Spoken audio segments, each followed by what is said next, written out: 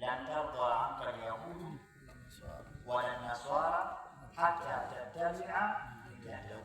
Afadhali basi tukufuata, bali sisi ndio tutumbukia ile shimo walilolitabiri Mtume, ndilo tulilonalo.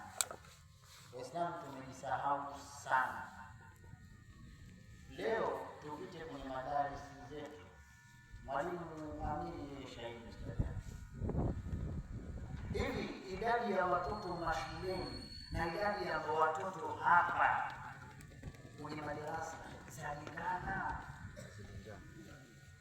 Tumelala tuko kimya tena tu, ule kwenye wazazi wa shule wakiitwa ndio wa kwanza, wakina mama wamejazana, tena baba mtu pia afanya kutoa na hela nauli, mtoto afanyaje? Mama aende akakulia kitakachoambiwa kule. Juzi mimi niliitwa kwenye kikao, kila siku enda mke, nikaona hata ngoja niende na mwanangu wawili au watatu wasoma Japani, nikaenda haya sawa. Mwalimu atuambia kwanza hapa kutakuwa kuna utaratibu, maana hicho chaumiza ada ya ustadhi mpaka leo haijulikani kiasi gani, lakini wallahi mimi mmoja wapo, Ijumaa natoa 1000, Jumamosi natoa 1000, Jumatatu natoa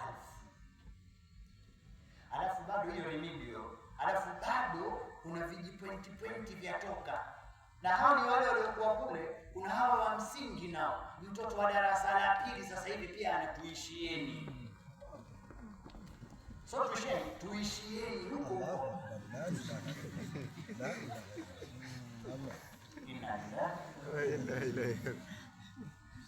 Tusiake msiba wallahi. Hivi just imagine, mpaka ikija ikifikia mwaka 2035 kutakuwa kuna shehe kweli? Kuna mtu anaitwa shehe, labda shehena, na matokeo yake ndio haya, mtu hana chochote ya babwanya tu, mwisho wa siku watukana vigogo debe tupu. Nani anayesababisha? Ni sisi wazazi. Mimi nikaambiwa katika zile rai zikatolewa, mzazi mwenyewe kasimama, nikaambia mimi mtoto wangu mwisho kumlipia ni hivi, nimekuja kwenye kikao, nilikuwa nataka nipate fursa ya kukutana na wao. Hizi 1000 tumezichoka kwa kwanza. Kama ni mitihani ifanyike mara moja. Mwalimu mmoja akainuka akasema, baba mzazi kaa, lakini kuna jambo kwanza kabla hujaongea tunataka tulitoe hilo ni wazo tuliowaitia, maana wao utatublock katikati. Nasema sasa tulikuwa tumepanga wajue kutokana na form 4 watoto waje mpaka siku ya Jumapili. Mpaka Jumapili watu wafanyaje? Wende shuleni. Mimi nikainuka pale nikaambia binti yangu mimi niko form 4 lakini na feli Jumapili hatakuja. Wallahi thumma.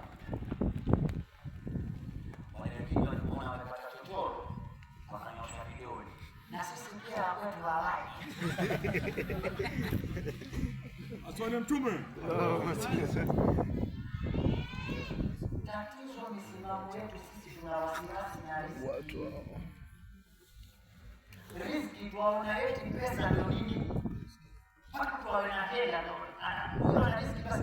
La hasha. Riziki sio hela. Afya yako ni riziki.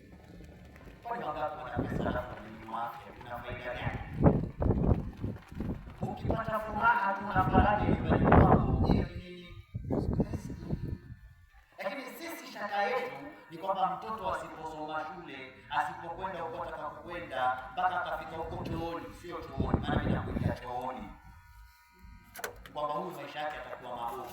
Tuwahesabu waliokwenda chuo wenye degree na diploma, walio mitaani wangapi? Wesa hao wale tunahangaika, watoto tunawalipia ada waende na chuo huko, waende wakasoma. Afadhali watoto wa kiume, na pia siku hizi tunawaogopea. Naweza karudi pia hajiwezi. Hawa wa kike ndio kabisa. Lakini wangapi waliokwenda wakafanikiwa? Hawa wakija kwa wanafunzi sisi dhamana, na bado chakula kwa wadhamini sisi, na bado majukumu yetu tuyabeba sisi. Wangapi? kuna faida gani katika umuhimu? Hatusemi watoto wetu wasome shule, lakini dini yetu tunaisahau. Tumeandika hapo kwenye kasida, imeandikwa chini ya arshi ya Mwenyezi Mungu, imeandikwa nini?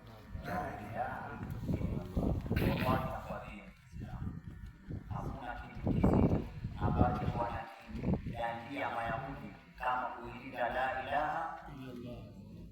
Saa ya kufa, wakati wa sakaratul maut, kila mmoja ana dakika zake, na usije kuona sakaratul maut kwamba itakuja kuna mwili na Mungu na gari kidogo hapa vizuri alicheka. Hapana, sakaratul maut dakika moja kwa Mwenyezi Mungu au siku moja sasa ni miaka 1000. Piga hesabu sekunde mtasazama sana. Utaonyeshwa mlolongo wote, shetani atakuwa karibu na wewe. Kama ulikuwa ukitumilia la ilaha illallah utabaki nayo. Kama ulikuwa ukifuatilia itakutoka na utakufa ala ghairi milla, na watu wengi wanaokufa wanatoka nje ya mila ya la ilaha. Unajua kwa nini?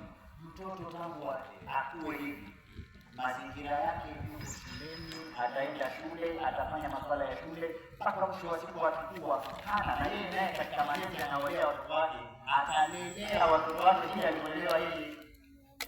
Mimi binafsi namshukuru mzazi wangu, Mwenyezi Mungu akupe umri mrefu.